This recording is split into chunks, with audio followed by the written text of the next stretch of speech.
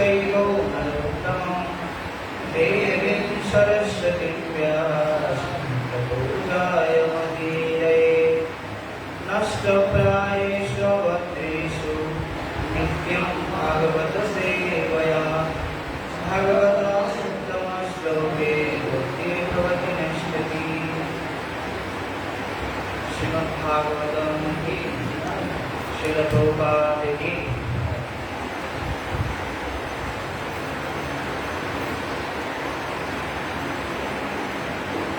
स्कंद 5 अध्याय 12 श्लोक नंबर 13। यत्र उत्तम श्लोक गुणानुवाद वस्तु यदि ग्रन्थ्य कथा विगातः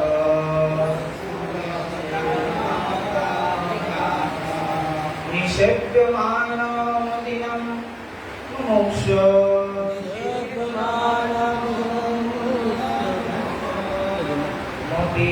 सतीं गच्छति वासुदेवे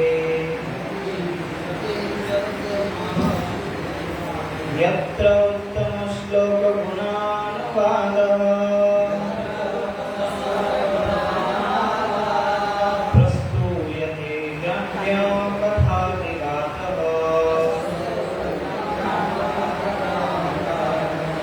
निषेव्यमानमुदीनं मुमुक्षु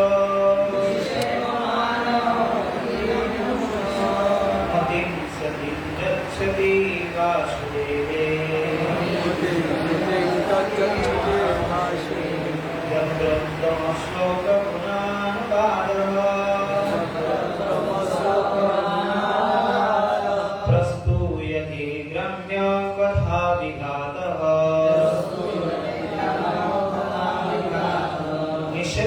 निषेव्यमानमुदिनं मुमुक्षुः मतिं सतीं गच्छति वासुदेवे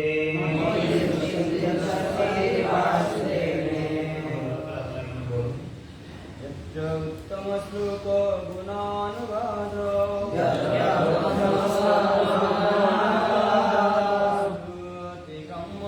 कथा विघात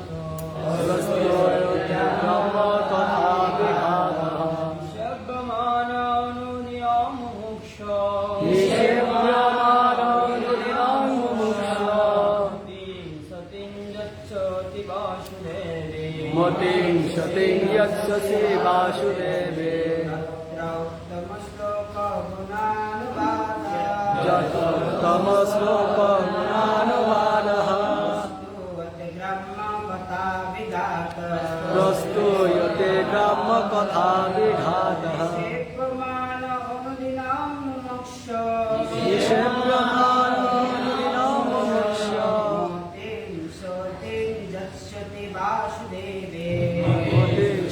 गच्छति वासुदेवे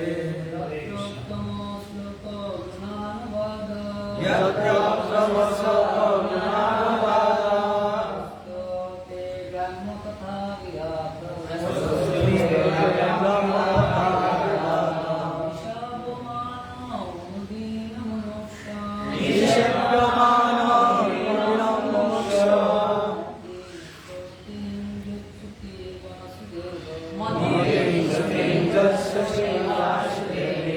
यत्र जे स्थाने महान भक्तদের উপস্থিতিতে উত্তম শ্লোক গুণ অনুবাদः পরমেশ্বর ভগবানের লীলা এবং মহিমা আলোচনা হয়। প্রস্তুয়তে প্রকৃষ্ট রূপে কীর্তিত হয়। ব্রহ্ম কথা বিগাতः যার ফলে বৈষয়িক বিষয়ে আলোচনার কোনো সম্ভাবনা থাকে না। নিষেব্যমানঃ অত্যন্ত নিষ্ঠা সহকারে শ্রবণ করার ফলে অনুদিনম প্রতিদিন মুমুক্ষ জড়বন্ধন থেকে মুক্ত হতে যারা অত্যন্ত আগ্রহী মতিম ধ্যান সতীম শুদ্ধ এবং সরল যচ্ছতি উদয় হয় বাসুদেবে ভগবান বাসুদেবের শ্রীপাদপদ্মে। অনুবাদ এবং তাৎপর্য করেছেন আন্তর্জাতিক কৃষ্ণ ভাবনামৃতের সঙ্গে প্রতিষ্ঠাতা আচার্য অভয় চরণারবিন্দ ভক্তিবেদান্ত স্বামী শিল প্রভুপাদ কি। যে শুদ্ধ ভক্তদের কথা এখানে উল্লেখ করা হয়েছে তারা কারা? শুদ্ধ ভক্তদের সবাই রাজনীতি, সমাজনীতি ইত্যাদি জড় বিষয়ে আলোচনার কোনো সম্ভাবনা থাকে না। শুদ্ধ ভক্তদের সবাই কেবল পরমেশ্বর ভগবানের রূপ, গুণ এবং লীলার বিষয়ে আলোচনা হয়। সর্বান্তকরণে তারা ভগবানের মহিমা কীর্তন করেন এবং তার আরাধনা করেন। শুদ্ধ ভক্তদের সঙ্গে শ্রদ্ধা সহকারে এই সমস্ত বিষয়ে নিরন্তর শ্রবণ করার ফলে সাধুর্য মুক্তির প্রয়াসী মুমুক্ষুরাও তাদের মুখ্য বাসনা পরিত্যাগ করে ধীরে ধীরে বাসুদেবের সেবার প্রতি আসক্ত হন। অনুগ্রহ করে আপনারা বলবেন যে শুদ্ধ ভক্তদের কথা এখানে উল্লেখ করা হয়েছে তারা কারা? শুদ্ধ ভক্তদের সবাই রাজনীতি, সমাজনীতি ইত্যাদি জড় বিষয়ে আলোচনার কোনো সম্ভাবনা থাকে না। শুদ্ধ ভক্তদের সবাই কেবল পরমেশ্বর ভগবানের রূপ, গুণ এবং লীলার বিষয়ে আলোচনা হয়। সর্বান্তকরণে তারা ভগবানের মহিমা কীর্তন করে এবং তার আরাধনা করে। শুদ্ধ ভক্তদের সঙ্গে শ্রদ্ধা সহকারে এই সমস্ত বিষয়ে নিরন্তর শ্রবণ করার ফলে সাধুর্য মুক্তির প্রয়াসী মুমুক্ষুরাও তাদের মুখ্য বাসনা পরিত্যাগ করে ধীরে ধীরে বাসুদেবের সেবার প্রতি আসক্ত হন। তাৎপর্য এই শ্লোকে শুদ্ধ ভক্তের লক্ষণ বর্ণনা করা হয়েছে। শুদ্ধ ভক্ত কখনো সাংসারিক বিষয়ে আগ্রহী নন। শ্রী চৈতন্য মহাপ্রভু তার ভক্তদের জড়জাগতিক বিষয়ের কথা বলতে কঠোরভাবে নিষেধ করেছেন। গ্রাম্য বার্তা না কহিবে, কখনো অনর্থক জড়জাগতিক বিষয়ে আলোচনা করা উচিত নয়। এইভাবে কখনো সময়ের অপচয় করা উচিত নয়। ভক্তের জীবনে এটি একটি অত্যন্ত গুরুত্বপূর্ণ বিষয়। ভগবান শ্রীকৃষ্ণের সেবা ছাড়া ভক্তের অন্য কোনো আকাঙ্ক্ষা থাকে না। এই কৃষ্ণ ভাবনামৃত আন্দোলন শুরু করা হয়েছে যাতে মানুষ দিনের মধ্যে 24 ঘন্টা ভগবানের সেবায় এবং মহিমা কীর্তনে যুক্ত থাকতে পারে। এই সংস্থার শিষ্যেরা ভোর 4টা থেকে রাত 10টা পর্যন্ত কৃষ্ণভক্তির অনুশীলনে যুক্ত থাকে। প্রকৃতপক্ষে তাদের রাজনীতি, সমাজনীতি এবং সমসাময়িক ঘটনাবলীর আলোচনা অনর্থক সময় নষ্ট করার কোনো সুযোগ থাকে না। এই সমস্ত জড়জাগতিক বিষয়গুলি আপনা থেকেই চলতে থাকবে। ভক্তের একমাত্র চিন্তা হচ্ছে তিনি কিভাবে ঐকান্তিকতা এবং নিষ্ঠা সহকারে ভগবানের সেবা করবেন। এখানে শিল প্রভুপাদের তাৎপর্য সমাপ্ত। ওম অজ্ঞানতিমিরান্ধস্য জ্ঞানাঞ্জনশলাকয়া চক্ষুর্মিলিतं येन तस्मै श्रीगुरुवे नमः।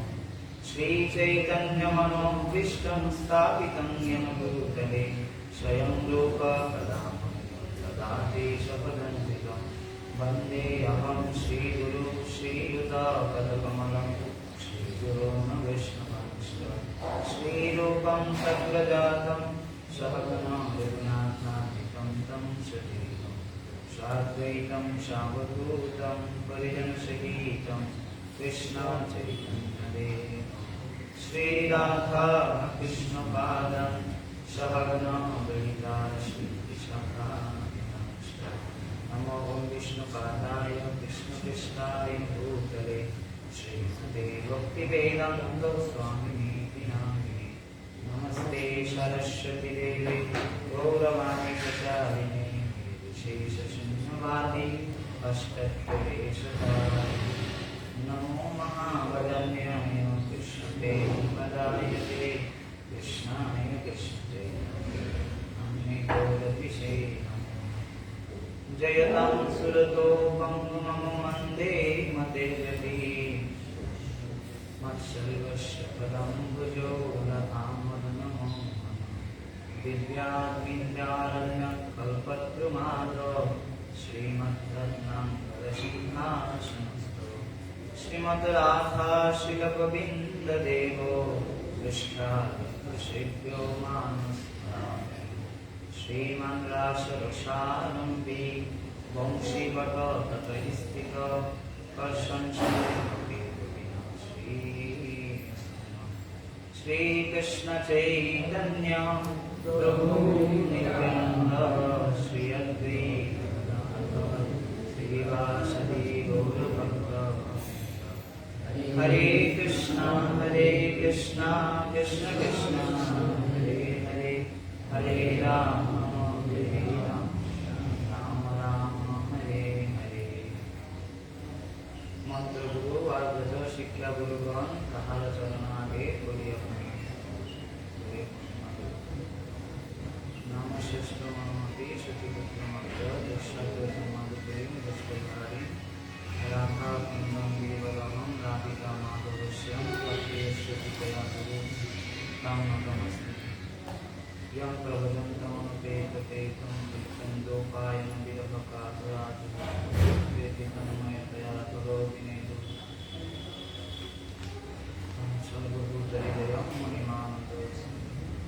আমি সর্বপ্রথম শ্রীমদ্ ভাগবতম আলোচনা পূর্বে শ্রীমদ্ ভাগবতের আদি টিকাকার শিল শ্রীধর স্বামী বীর রাঘবাচার্য প্রমুখ মহান বৈষ্ণবদের শ্রীচরণ কমলে ইস্কন প্রতিষ্ঠাতা আচার্য অভয় চরণারবিন্দ ভক্তিবেদান্ত স্বামী শ্রী প্রভুপাদের শ্রীচরণ কমলে এবং আমার পরমার্থ গুরুদেবের শ্রীচরণ কমলে এবং উপস্থিত সমস্ত বৈষ্ণবদের শ্রীচরণ কমলে বাঞ্ছা কল্পতরুভ্যশ্চ কৃপা সিন্ধুভ্যৈব চ পতিতানাং পাবনেভ্যো বৈষ্ণবেভ্যো প্রণতি নিবেদন করছি এবং সবার অপেক্ষিত কৃপা এবং আশীর্বাদ বিজ্ঞাপ করছি যাতে শ্রীমদ্ ভাগবতের কিছু কথা ভগবানের গুণ মহিমা এবং নিজের শুদ্ধির জন্য কিছু আলোচনা করতে পারি।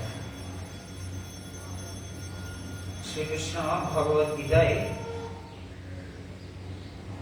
শুদ্ধ ভক্তদের যে আলোচ্য বিষয় তারা যখন পরস্পর সম্মিলিত হন তখন কি করেন সেই বিষয়ে এই শ্লোকটা তার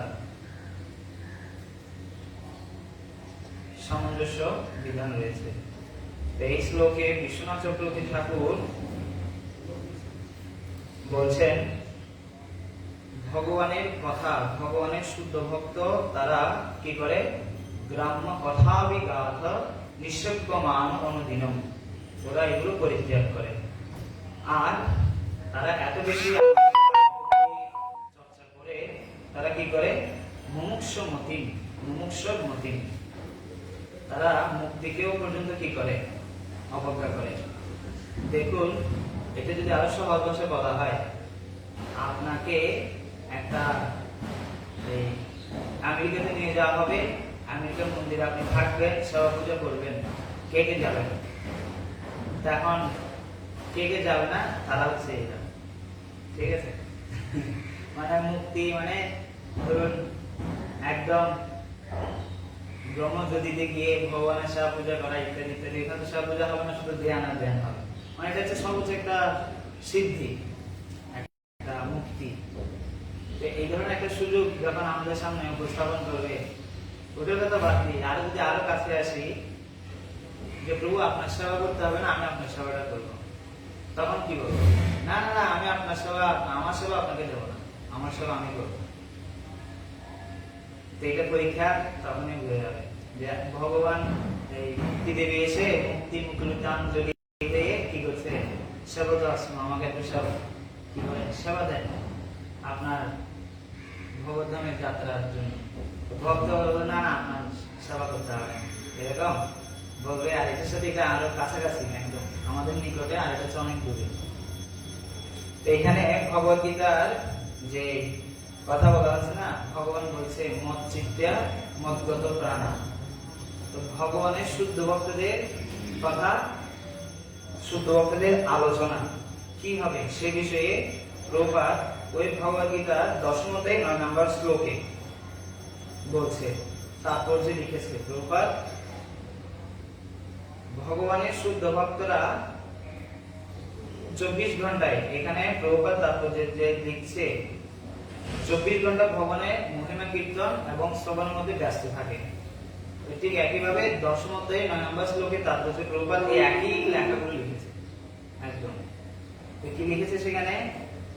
ভগবানের শুদ্ধ ভক্তরা অপ্রাকৃত বস্তু নিয়ে আলোচনা করে এবং সকলের সুরিত ছিল প্রভুপাদ ওই গ্রন্থের মধ্যে অনেক অনেক ওনার গুরু ভাইদের সাথে প্রভুপাদ যখন সাক্ষাৎ করতো তখন দরজা বন্ধ করে দিয়ে ওনারা ভগবানের উচ্চতর রস আস্বাদন করতেন। কেউ একদম প্রবেশ থাকতো না, মানে ওনাদের শিষ্যরা ওই সকলের সঙ্গে ওই বইয়ের মধ্যে কি করছে বলছে। যখন প্রভুপাদ ওনার গুরু ভাইদের সাথে সাক্ষাৎ করে তখন কি করে? অন্য কিছু আলোচনা করে না, যেগুলো এখানে বলছে। শুদ্ধ ভক্তরা তারা কারা? কারা? যারা এগুলো করে না। কোনগুলো? রাজনীতি, সমাজনীতি এবং জাগতিক বিষয় আলোচনা করে। তো প্রভুপাদের এই গুরু ভাইদের সাথে ওনারা এত উন্নত নিয়ে আলোচনা করতেন যেখানে কারোরই প্রবেশ অধিকার ছিল না। হ্যাঁ, এটা হচ্ছে তার একটি। এবং প্রভুপাদ ওই ভগবদ গীতা 10 অধ্যায় 9 নম্বর শ্লোকে তাৎপর্য লিখেছে। তো শুদ্ধ ভক্ত এইটা আলোচনা করে কি ধরনের আনন্দ পায়? একটা জাগতিক উদাহরণ দিয়েছে, যেটা হচ্ছে এই জগতের সব থেকে সর্বোত্তম আনন্দ। সেটা হচ্ছে একটা যুবতী একটা যুবকের সঙ্গে থেকে যে ধরনের আনন্দ পায়, শুদ্ধ ভক্ত ভগবানের কথা শ্রবণ অধ্যয়ন আলোচনা করে ওই ধরনের আনন্দ পায়। সেজন্য 24 ঘন্টা ভগবানের গুণকীর্তনে কি থাকে? ওনারা ব্যস্ত থাকে, এতটা ইয়া থাকে। আর এই শুদ্ধ ভক্তির লতা, এটা ভাগবত চৈতন্য চরিতামৃতে মধ্যলীলায় 49 অধ্যায়ে চৈতন্য মহাপ্রভু বলছে এটা ভক্তিটা হচ্ছে একটা বিষয়ের মতো, লতার মতো। এই ভক্তি লতা যদি একদম ভগবত ধামে গিয়ে কৃষ্ণের পাদপদ্ম কি করছে? স্পর্শ করেছে, তবুও সে শুদ্ধ ভক্তরা কি করে? এই জগতে ভগবানের কথা শ্রবণ করে। যেমন প্রভুপাদের একটা ইংরেজি বই আছে, 3টা ভলিউম আছে। প্রভুপাদ শিক্ষামৃত। প্রভুপাদের যত পত্রাবলী আছে সব পত্রগুলি এখানে আছে। তো সেখানে একটা পত্রের মধ্যে প্রভুপাদ বলছে, আমি আমার শিষ্যদের লেকচার আমি বসে মানে প্রবচন বসে আমি শুনছি এবং আমি আনন্দ অনুভব করছি। তুমি কি তোমার গুরুদেব থেকে বেশি বড় হয়ে গেছো যে তুমি আর এখন ভাগবত কথা শুনছো না? একটা পত্রের মধ্যে আরেকজনকে বলছে প্রভুপাদ শিষ্যকে। এই শুদ্ধ ভক্ত তুমি বিচার করে না কে ভাগবত ক্লাস দিচ্ছে, ওনারা চিন্তা করে ওই ভগবানের কথাটা বলছে, ওই ভগবানের কথাটা শুনে। তার এক জায়গায় সকলের শুরুতে শিল প্রভুপাদের গ্রন্থে আমি পড়েছি। তো শিল প্রভুপাদ বৃন্দাবনে যখন ছিল তখন ডক্টর শ্যাম নামক একজন ব্যানার্জি রয়েছে, ডক্টর শ্যাম ব্যানার্জি। তো তিনি বলছেন প্রভুপাদ আমাকে বলতো তুমি প্রতিদিন ভাগবতে আমার ক্লাসে আসিও। তো তখন প্রভুপাদ বলছে ওই পাঠকদের এই কথাটাই বলছে। তো যেমন আমি ধ্রুব চরিত্র অনেকবার শুনেছি, কিন্তু শোনাটা হচ্ছে একটা জ্ঞান। কিন্তু যখন আমি সেই বিষয়ে বিভিন্ন ভক্তের উপলব্ধিগুলো শুনবো তখন সেই বিষয়ে আমার আরো দৃঢ় প্রত্যয় উৎপাদন হবে। যেমন শ্রীচৈতন্য মহাপ্রভু অনেকবার ধরে কি করতেন? চৈতন্য চরিতামৃতে বর্ণনা আছে, ধ্রুব কথা আর এই প্রহ্লাদ কথা শ্রবণ করতেন। কেন? কারণ এখানে ভক্তির উৎকর্ষতা বর্ণনা করা হয়েছে।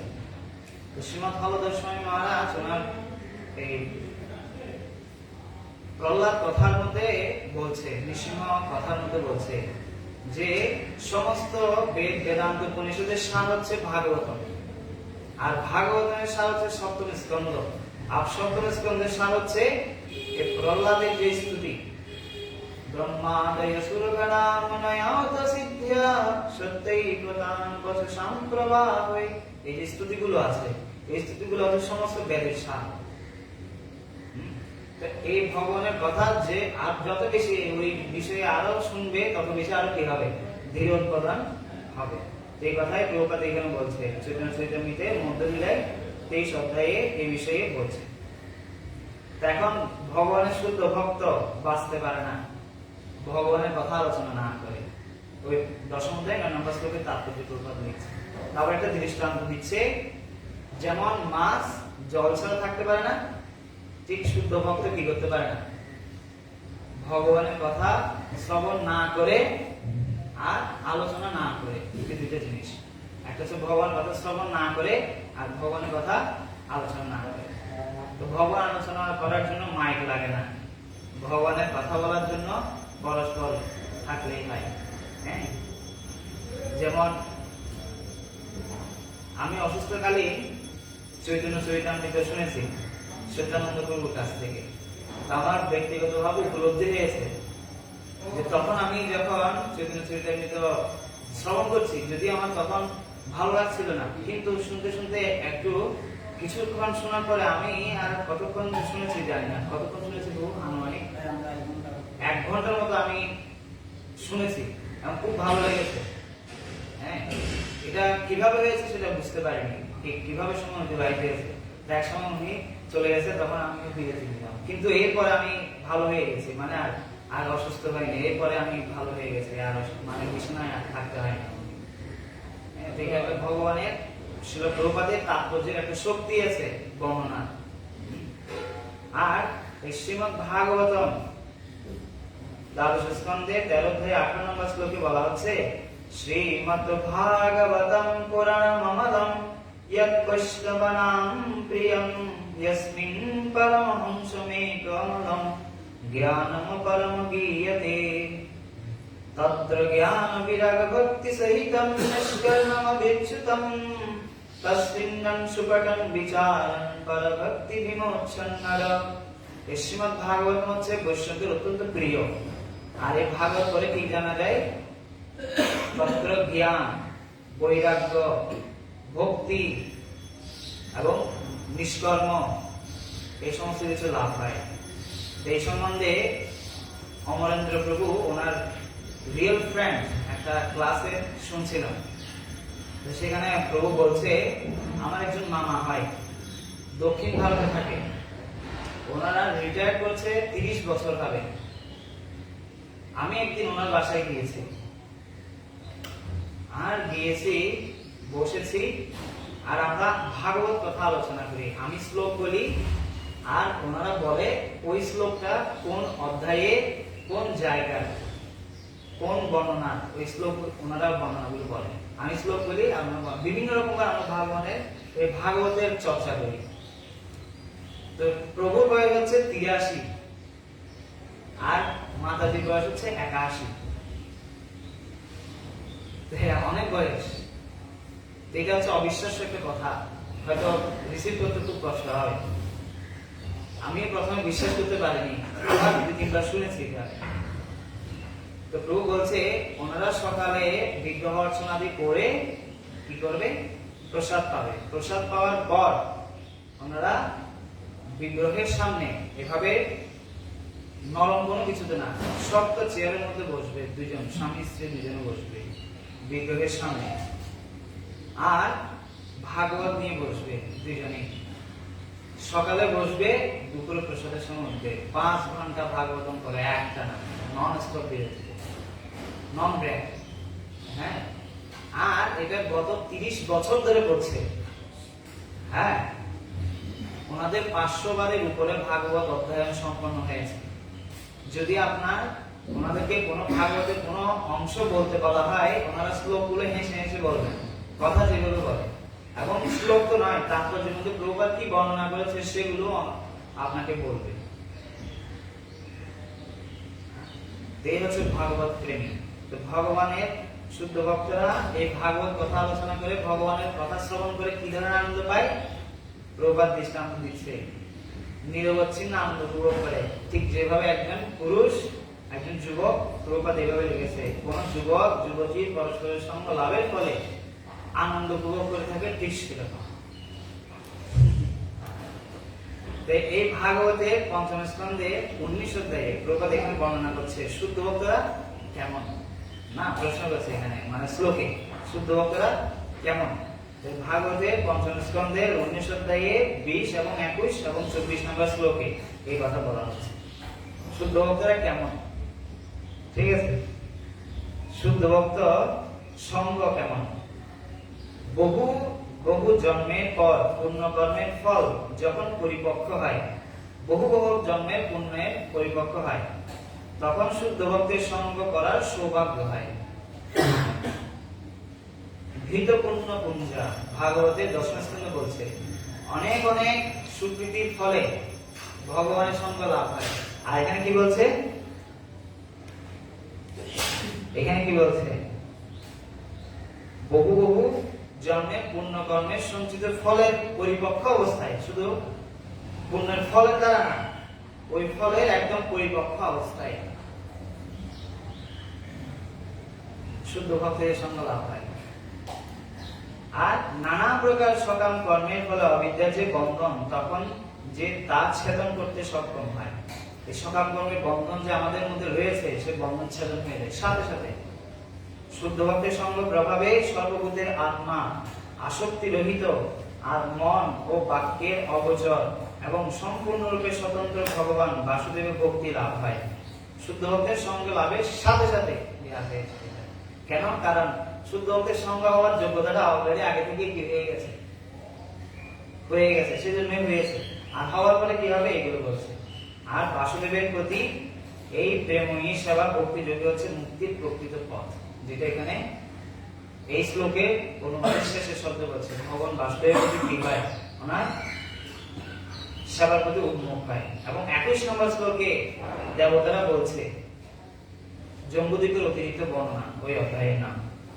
তো বলছে, যেহেতু মনুষ্য জন্ম ও আত্মোপলব্ধির সর্বশ্রেষ্ঠ উপায়, তাই স্বর্গের দেবতারা বলেন, আহা, এই ভারতবর্ষে জন্মগ্রহণ করেছেন যে মানুষেরা, তারা নিশ্চয়ই মহাপুণ্যজনক তপস্যা করেছে।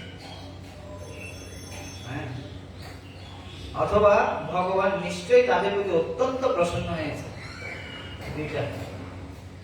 তা না হলে কিভাবে তারা এমন ভাবে ভগবত ভক্তিতে যুক্ত হয়েছে? আমরা ভগবত ভক্তি সম্পাদনের সৌভাগ্য লাভের জন্য ভারতবর্ষে মনুষ্য জন্ম লাভ করতে চাই। কারা বলছে? দেবতারা বলছে।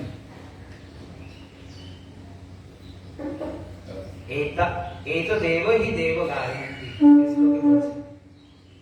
আর এই মানুষেরা ইতিমধ্যে সে সৌভাগ্য লাভ করেছে। চিন্তা করে দেখুন, আমরা এই ভগবত ভক্তির সংস্পর্শে আসার পূর্বে দেবতাদের অনেক কি করতাম, মহিমান্বিত মনে করতাম। কিন্তু এখন দেখুন ভাগবত কি বলছে। এখন যারা আপনারা ভগবত ভক্তিতে যুক্ত হয়েছে, আপনাদের মহিমা স্তুতি করছে দেবতারা। ভগবত ভক্তদের মহিমা। জয় শ্রী শ্রী নিতাই গৌরাঙ্গ কি, শিল প্রভুপাদ কি জয়।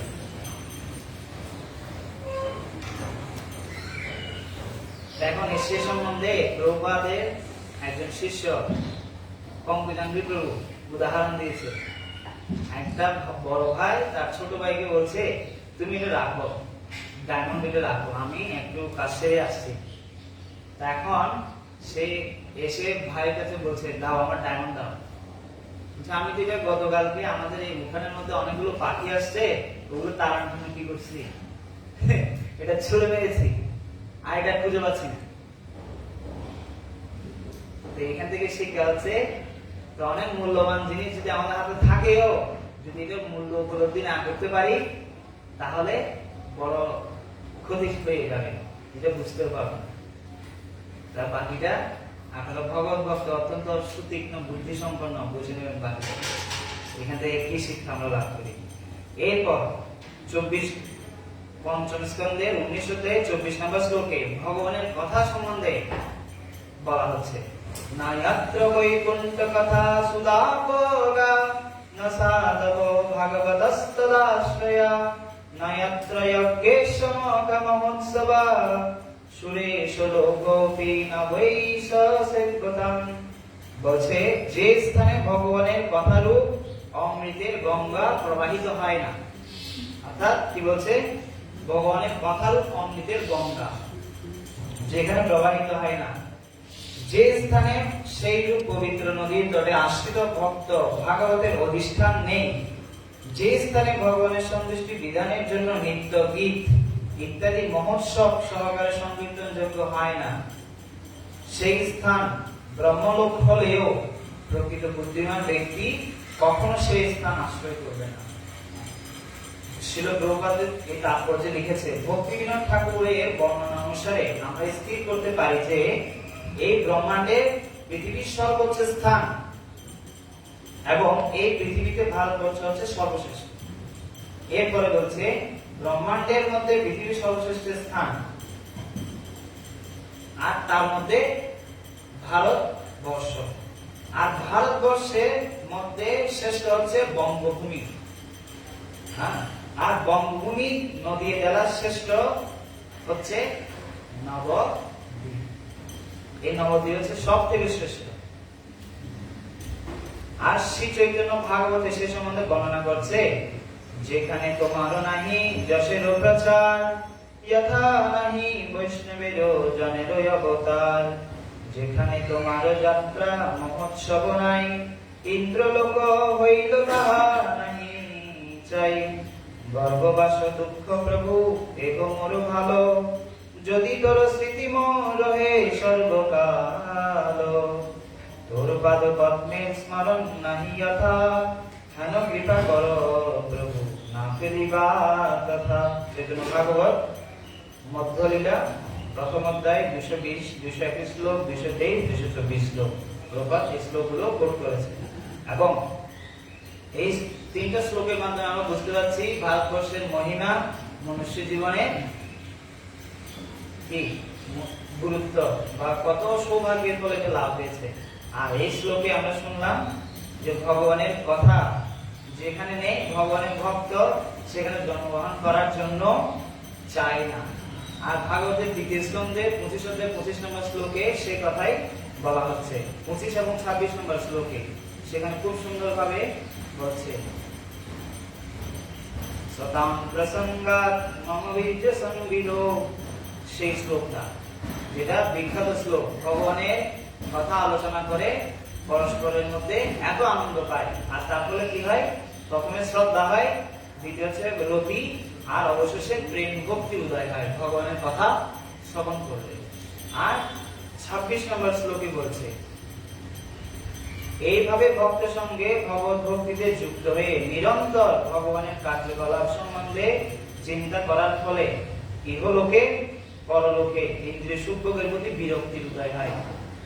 এটা হচ্ছে প্রথম ফল, ভগবানের কথা শ্রবণ করলে কি হয়, বিষয়ের প্রতি বিরক্তি প্রথম।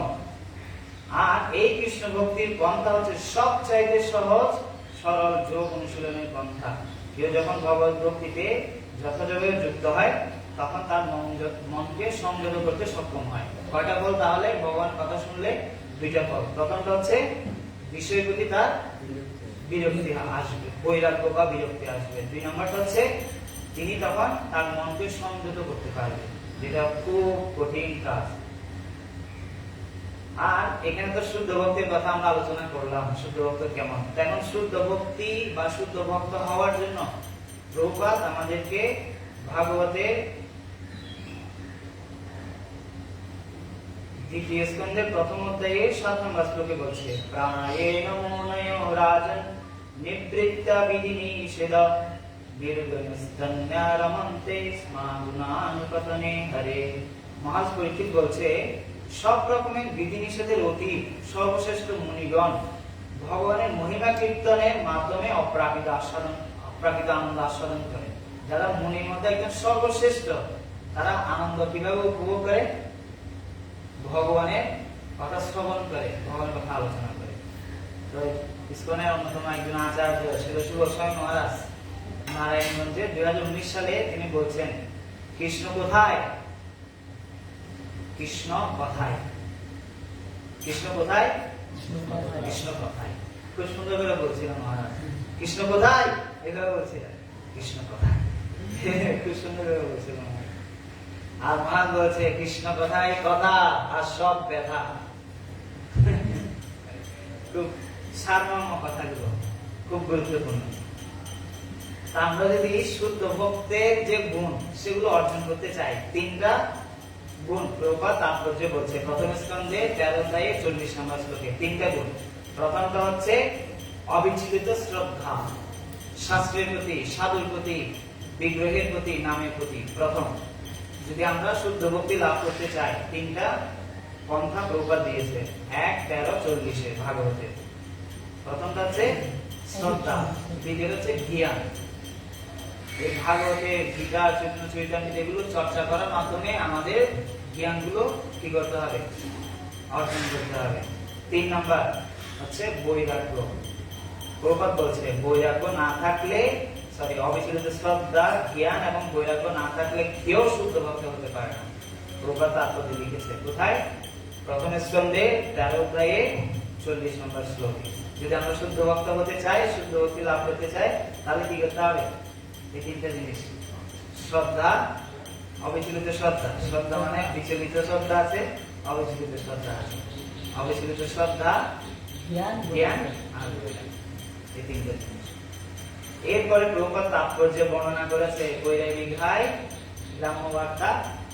গ্রাম্যবার্তা না কহিবে। প্রভুপাদ তাৎপর্য লিখছে, ভক্ত কি করে না? কৃষ্ণ ভক্তি বিহীন কোন কথা ভক্ত কি করে না? বলেন না। তো মহাপ্রভুর একজন পার্শ্বদ জগদানন্দ পণ্ডিত প্রেম বিবর্ত গ্রন্থে 7টা নির্দেশ দিয়েছে এই বিষয়টা। প্রভুপাদ যে লাইনটা লিখেছে, এই বিষয়ে 7টা নির্দেশনা জগদানন্দ পণ্ডিত প্রেম বিবর্ত গ্রন্থে কি করেছে? 7টা নির্দেশনা দিয়েছে। প্রথম নির্দেশনা, বৈরাগী ভাই গ্রাম্য কথা না শুনিবে কানে। গ্রাম্য কথা মানে কৃষ্ণবিহীন যা কথা সেটাই হচ্ছে গ্রাম্য কথা, 1 নম্বর উপদেশ। 2 নম্বর, গ্রাম্য বার্তা না কহিবে যবে মিলিবে আনে। গ্রাম্য কথা বলবে না কখন? তোমার কাছে যদি কেউ এসে বসে আর তুমি যদি কারোর কাছে গিয়ে বসো, ওই সময় গ্রাম্য কথা বলবে না। হ্যাঁ, যখন পরস্পরের সাথে মিলিত হবে। এটা হচ্ছে 2 নম্বর উপদেশ। 3 নম্বর উপদেশ হচ্ছে, স্বপনে না করবা স্ত্রী সম্ভাষণ। কেন? কারণ গৃহে স্ত্রী ছাড়িয়া আসিয়াছ গণ। এটা অনেক সূক্ষ্ম। ব্রহ্মচারী হয় কোথায়? যখন স্বপনে স্ত্রী সম্ভাষণ হয়। সরাসরি না হলে সূক্ষ্ম ভাবে হয়, আর স্বপনে হয়, এই 2 ভাবে হয়। বৈরাগ্যে যারা পদ অবলম্বন করেছে তাদের উপদেশ দিচ্ছে জগদানন্দ পণ্ডিত। এটা হচ্ছে 3 নম্বর উপদেশ। 4 নম্বর উপদেশ, যদি প্রণয় ডাকিতে চাও গৌরাঙ্গীর শনে, ছোট হরিদাসের কথা থাকে যেন মনে। যদি মহাপ্রভুকে লাভ করতে চাই, এই ছোট হরিদাসের কথা মনে রাখতে হবে। এটা হচ্ছে 4 নম্বর উপদেশ। 5 নম্বর উপদেশ, ভালো না খাইবে। 5 নম্বর উপদেশ এটি। আর 6 নম্বর উপদেশ কি? ভালো না করিবে। 6 নম্বর উপদেশ। আর 7 নম্বর উপদেশ, হৃদয়েতে সর্বদা রাধা কৃষ্ণ সেবিবে। এই 7টা উপদেশ জগদানন্দ পণ্ডিত ওনার প্রেম বিবর্তে দিলেন। যেই প্রভুপাদ তাৎপর্য যে দিয়েছেন, এই তাৎপর্যের সার কথা হচ্ছে এই 7টা উপদেশ। অনেক গুরুত্বপূর্ণ বৈরাগ্য জীবন অবলম্বনের জন্য। আর এতক্ষণ আমরা অনেক কিছুই শুনলাম। এই আধ্যাত্মিক শক্তি আমরা কি করি? আধ্যাত্মিক শক্তি কি হয়? নষ্ট হয়ে যায়। আমরা যতই শক্তি অর্জন করি, কিন্তু চারটা জিনিসের মাধ্যমে আমাদের আধ্যাত্মিক শক্তি নষ্ট হয়ে যায়। অর্জন করতে হবে কিভাবে সেগুলো শুনছি, আর কিভাবে এগুলো বিয়োজন হয়ে যায় সেগুলো একটু শুনে রাখার দরকার। কারণ যতই নিই না কেন, যদি ছিদ্র দিয়ে কি হয়ে যায়, পড়ে যায়, সে নিয়াটা অন্তঃসার। হ্যাঁ, তো সেটা হচ্ছে কি, সেটা রাজেশ্বর প্রভু বলছে, প্রথম অপ্রয়োজনীয় কথা বলার মাধ্যমে আধ্যাত্মিক শক্তি নষ্ট হয়ে যায়, হচ্ছে প্রথম। 2 নাম্বার, তর্ক বিতর্ক করার মাধ্যমে আধ্যাত্মিক শক্তি নষ্ট হয়, 2 নাম্বার। 3 নাম্বার হচ্ছে দোষ দর্শন করার মাধ্যমে, আর 4 হচ্ছে অন্যের নিন্দামন্দ করলে। এই 4টা জিনিস করার মাধ্যমে কি হয়, আধ্যাত্মিক শক্তি নষ্ট হয়ে যায়। প্রথমটা কি, অপ্রয়োজনীয় কথা বললে। প্রভুপাদের তাৎপর্যের মধ্যে বলছে, ভক্ত অপ্রয়োজনীয় কথা বলার সময় নেই, কেন 24 ঘন্টায় ভগবানের কথা আলোচনা এইসব ইত্যাদি ইত্যাদি করার জন্য ব্যস্ত। আর যদি সময় পায় কথা বলে, কি কথা বলে, কৃষ্ণ কথা। কথা না বলে থাকবে না, কথা বলে কৃষ্ণ। এটা হচ্ছে প্রথম। দ্বিতীয়টা হচ্ছে কি, না, দ্বিতীয় হচ্ছে তর্ক বিতর্ক। 3 নম্বর হচ্ছে দোষ দর্শন, আর 4 হচ্ছে নিন্দামন্দ করা। আধ্যাত্মিক শক্তি কি হয়ে যায়, নষ্ট হয়ে যায়। তাই আমরা যদি কি করতে চাই, আমাদের আধ্যাত্মিক শক্তি নষ্ট না করে রেখে দিতে চাই, তাহলে কি করতে হবে, এই 4টা জিনিসে অবলোকন করতে হবে, সমীক্ষা করতে হবে। সময়ের যে গুরুত্ব এখানে তাৎপর্যের মধ্যে বর্ণনা করছে, সময় চলিয়ে যায় নদী স্রোতের প্রায়, যে জন্য না বুঝে তারে ঠিক শতধিক বলেছে সোনার গড়ি, ঠিক ঠিক ঠিক। কি করতে হবে, এখন যা কিছু করে নেওয়ার, যেহেতু সময়, যেহেতু বাসের টিকিট কিনে ফেলেছেন, তাহলে ওই টিকিটের সময় যেটা, সেটার আগে কি করতে হবে, মানে জিনিসপাতি গুলো সবগুলো গুছাতে হবে, নাহলে আপনি কিভাবে যাবেন। তো এই জীবনটার যে সময় লিমিটেশন, ওটা বেশি না, সেজন্য যথাযথ কি করে প্রস্তুতি নিতে হবে। সে সম্বন্ধে ভাগবতের 2:3 বলছে, আয়ুর ভারতী বৈপুংসামুদ্দানস্ত জন্মসো তস্যায়াতি যৎফনোনিত উত্তম শ্লোক বার্তায়া। তো ভগবানের ভক্তরা শতবছর যদি ভগবানের কথা আলোচনার মাধ্যমে সময় অতিবাহিত করে, তাদের আয়ুটা কি হয়, সেফ হয়, ভগবানের ভক্তির আয়ুটা বেশি করে করতে পারবে। আর শিল প্রভুপাদ 5 ফেব্রুয়ারি 1977 সালের পত্রের মধ্যে, ডেইলি কোটের মধ্যে বলছে, গুরুদাসকে পত্র লিখেছে, তোমার পরামর্শ হলো, ভালো হয় যদি বৃন্দাবনে ভ্রমণরত ভক্তরা প্রচার ও হরিনামে নিযুক্ত থাকে, শুধু গল্প গুজবে নয়। এখানে যেটা তাৎপর্য লিখছে, আমরা কৃষ্ণ সভায় আমাদের জীবন উৎসর্গ করেছি, ঘুমানো বা গল্প গুজবের সুযোগ কোথায়? তোমরা আমাকে দেখতে পারো, এক মুহূর্ত সময় নষ্ট হচ্ছে না। প্রভাব হচ্ছে শিল প্রভুপাদ কি, আর শিল প্রভুপাদ এবং ভক্তিবিনোদ ঠাকুরের যদি রুটিন একটু করে শুনবো, এর মাধ্যমে আমি এই পাঠে বিশ্রাম রাখবো। শিল ভক্তিবিনোদ ঠাকুর এবং শিল প্রভুপাদ কিভাবে সময় নষ্ট করছেন না, সেটা একটু করে শুনে। কি করতেন? ভক্তিবিনোদ ঠাকুর সন্ধ্যা 7:20 বিশ্রাম নিতেন, রাত 10টায় থেকে 4টা পর্যন্ত ভজন এবং গ্রন্থ লিখতেন, 10টা থেকে একদম 4টা পর্যন্ত। আর 4টা ঘুম থেকে হয়ে 4টা থেকে 4:30 পর্যন্ত বিশ্রাম নিতেন, আর 4:30 থেকে 7টা স্নান এবং জপমালায় জপ করতেন। 7:30 থেকে 8:30 বিভিন্ন ধর্মীয় এবং দার্শনিক শিক্ষা অধ্যয়ন করতেন। 8:30 থেকে 9:30 অতিথিদের সাথে সাক্ষাৎ আর একটু পড়াশোনা করতেন। 9:30 থেকে 9:55 স্নান আর 2টা চাপাটি, ফল, দুধ, এই একটু হালকা প্রসাদ পেতেন। আর 9:55 থেকে দুপুর 1টা পর্যন্ত আদালতে যাওয়া, 50টা মামলা সমাধান করা, যেটি অন্য বিচারকদের আধা ঘন্টা সময় করত, কিন্তু তিনি সেটা 5 মিনিটে করতেন। যে কাজ আধা ঘন্টায় করত ভক্তিবিনোদ ঠাকুর, মাত্র 5 মিনিটে সে সমাধান করতেন। আর দুপুর 1টা থেকে 2টা গৃহে ফিরে আসা, সতেজ খাওয়া এবং প্রসাদ খাওয়া। আর 2টা থেকে 5টা আবার আদালতে ফিরে যায়। আর 5টা থেকে 7:30 পর্যন্ত সংস্কৃত শাস্ত্র বাংলা অনুবাদ সেক্রেটারিকে নির্দেশনা দেয়া, সন্ধ্যার পর স্নান সম্পন্ন করা, অন্য দুটি চাপাটি দুধ হালকে রাত্রে প্রসাদ। এই হচ্ছে ভক্তিবিনোদ ঠাকুরের জীবনশৈলী। সময় নষ্ট হচ্ছে না। প্রভাতে দেখি আবার প্রভাত কি হচ্ছে।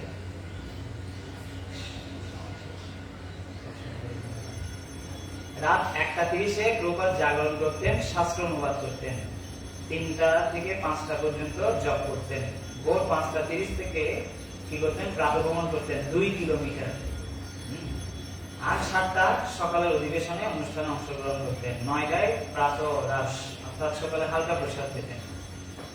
11টা তিনি ব্যবস্থাপনা করতেন, ম্যানেজমেন্ট করতেন। 12টায় মেসেজ নিতেন, স্নান করতেন। আর 1টায় প্রসাদ খেতেন। 2টা থেকে 4টা বিশ্রাম, অন্যান্য কার্য করতেন।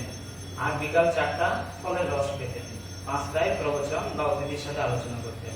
আর 10টা থেকে 1:30 নিদ্রা যেতেন। এই হচ্ছে শিল প্রভুপাদের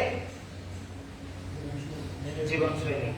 সেজন্য চাণক্য পণ্ডিত উপদেশ দিচ্ছে, একটা ক্ষণ কোটি স্বর্ণ মুদ্রা দিয়েও লাভ করা যায় না। তো সেই সময়গুলো যাতে আমরা যথাযোগ্য কৃষ্ণ সেবায়, কৃষ্ণ কথায়, কৃষ্ণ ভক্তিতে কি করি, অতিবাহিত করি। সবাইকে অশেষ ধন্যবাদ। শিল প্রভুপাদ কি, সমবেত ভক্তবৃন্দ কি, অনন্ত কোটি গৌর ভক্তবৃন্দ কি, শ্রীমদ্ ভাগবতম কি, শিল সুখদেব গোস্বামী পরীক্ষিত মহারাজ শ্রীমদ্ ব্যাসদেব কি, গৌর প্রেমানন্দে হরি হরি বল।